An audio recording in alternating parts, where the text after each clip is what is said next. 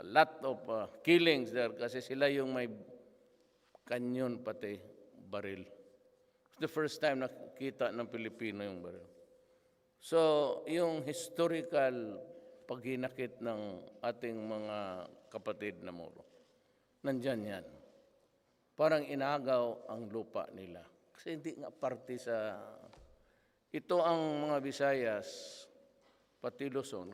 Kaya tayo naging... We have nothing against religion. I am a Christian. But that is really the truth. Para maintindihan ninyo kung bakit hanggang ngayon may gera. And that we are trying to solve the problem.